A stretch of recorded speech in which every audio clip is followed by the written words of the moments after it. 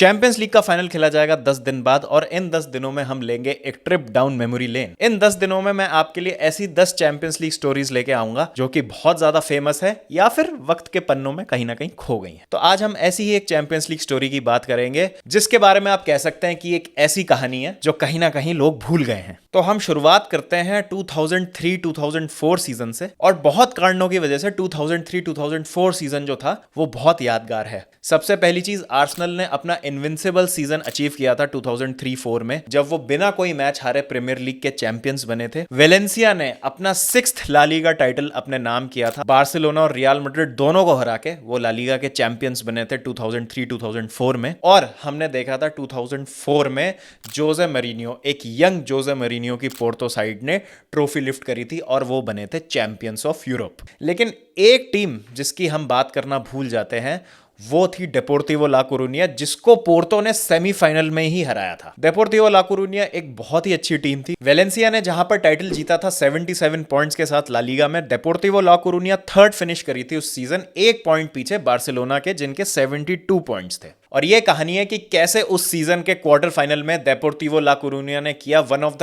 Greatest comebacks in the champions league history. तो Juventus को 2-0 के एग्रीगेट मार्जिन पे हराने के बाद डेपोर्टिवो ला कोरुनिया ने जगह बना ली अपनी क्वार्टर फाइनल्स में, जहां पर उनका मुकाबला होना था एसी मिलान के अगेंस्ट। तो डेपोर्टिवो के सामने थी एक star studded AC Milan team जिसमें खेल रहे थे Dida, Cafu, Costacurta, Maldini, Nesta, Pirlo, Gattuso, Kaka, Seedorf, Filippo इंजाकी और 2004 के बैलेंडोर विनर आंड्रे शेवचेंको। और इस शानदार टीम के मैनेजर थे the don himself, Carlo Ancelotti.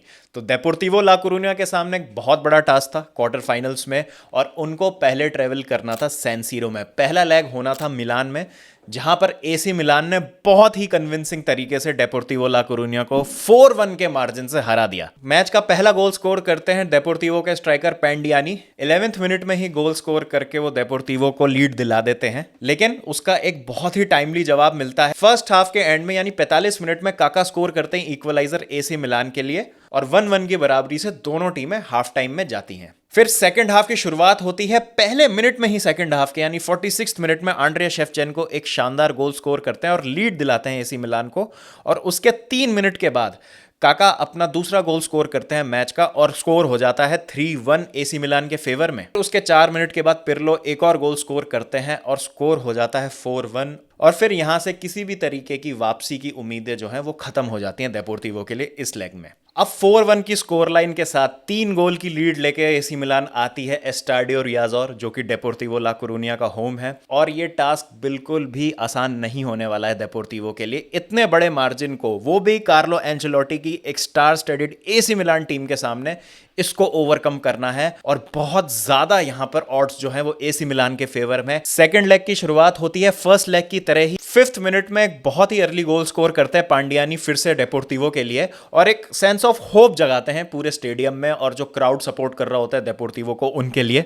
फिर पूरा फर्स्ट हाफ डेपोर्टिवो बहुत ही अच्छी फुटबॉल खेलती है, बहुत ही अच्छी परफॉर्मेंस रहती है उनकी।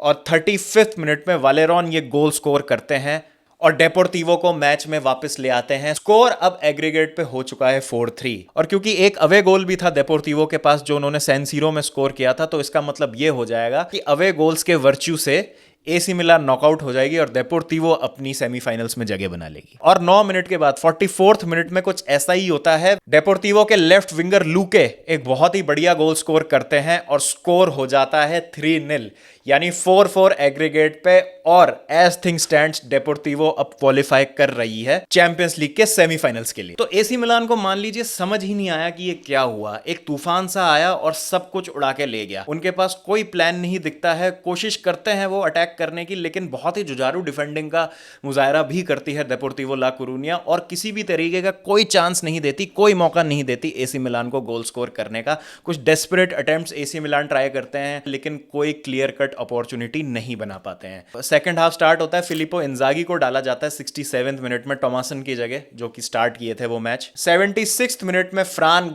चौथा गोल स्कोर कर देते हैं डेपोर्टिवो ला कोरूनिया के लिए, और पूरे स्टेडियम में और डेपोर्टिवो फैंस में मान लीजिए जैसे खुशी की एक लहर सी दौड़ जाती है। एसी मिलान का मोराल बिल्कुल डाउन हो जाता है। ऑल्दो अभी भी कमबैक पॉसिबल है एसी मिलान के लिए, एक गोल अगर वो स्कोर करते हैं तो एग्रीगेट पे स्कोर लाइन बराबर हो जाएगी, लेकिन डेपोर्टिवो के इतने डोमिनेंट डिस्प्ले के सामने एसी मिलान के पास कोई जवाब नहीं है, कोई प्लान बी नहीं है उनके पास। रूई कोस्टा को भी इंट्रोड्यूस करते हैं कार्लो एंचेलोटी मैच में, लेकिन तब तक बहुत देर हो चुकी होती है, कोई फायदा नहीं होता उसका, और एक बहुत अच्छी डिसिप्लिन्ड परफॉर्मेंस के बाद डेपोर्टिवो इस मैच को सी आउट कर लेती है और एक 5-4 की एग्रीगेट स्कोर लाइन के साथ डेपोर्टिवो ये टाई जीत जाती है और उस सीजन के सेमीफाइनल में अपनी जगह बना लेती है। अगर हम इस टूर्नामेंट में आगे की बात करें तो सेमीफाइनल्स में भी डेपोर्टिवो एक बहुत कड़ा मुकाबला देती है पोर्तो को। पहला लेग 0-0 से बराबर होता है, लेकिन एक बहुत ही क्लोज 1-0 के मार्जिन से पोर्तो सेकंड लेग जीतती है और फाइनल्स में अपनी जगह बना लेती है, और पोर्तो अल्टीमेटली 2004 का चैंपियंस लीग फाइनल भी जीत जाती है मोनाको को 3-0 हराने के बाद। यहां पे एक गौर करने वाली बात है कि जब एक अच्छे दौर से गुजर रही थी इटालियन फुटबॉल मिड 2000s में, जहां पर हमने देखा था कि बहुत ही शानदार इटालियन टीम्स थी, इनमें से 2 टीम्स को लगातार नॉकआउट किया था डेपोर्टिवो ला कोरूनिया ने। जब हम चैंपियंस लीग में रिसेंट टाइम्स में बात करते हैं शानदार कमबैक्स की, तो हमारे दिमाग में एकदम से आता है जो लास्ट सीजन रियल मैड्रिड ने पूरी चैंपियंस लीग में किया, या फिर हम लिवरपूल के कमबैक की बात करें बार्सा के अगेंस्ट, रोमा के कमबैक की बात करें बार्सा के अगेंस्ट, या फिर बार्सा के खुद के कमबैक की बात करें पीएसजी के अगेंस्ट। तो ये कमबैक्स हमको विविडली याद रहते हैं जो पिछले कुछ समय में अपने चैंपियंस लीग में होते हुए देखे हैं। लेकिन अगर हम one of the greatest comebacks की बात करें तो ये लिस्ट में बहुत ऊपर होगा, क्योंकि डेपोर्टिवो ला कोरूनिया एक ऐसी एक्साइटिंग टीम थी जो कहीं ना कहीं इतिहास के पन्नों में खो गई है। अगर आज की तारीख में इन दोनों टीम्स की बात करें, एसी मिलान और डेपोर्टिवो ला कोरूनिया की, तो एसी मिलान भी एक खराब समय से गुजरने के बाद पिछले सीजन सीरिया के चैंपियंस बने।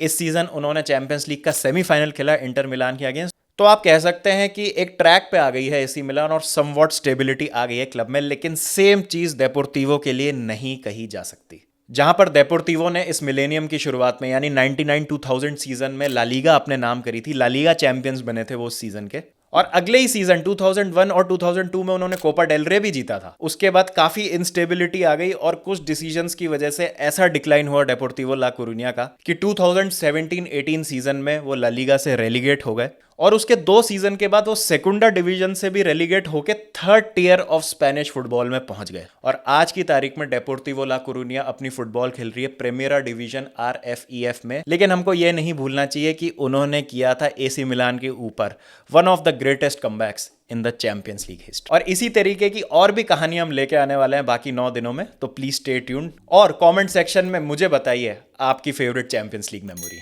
चलिए फिर मिलते हैं, जब तक ध्यान रखिए अपना, टेक केयर एंड पीस।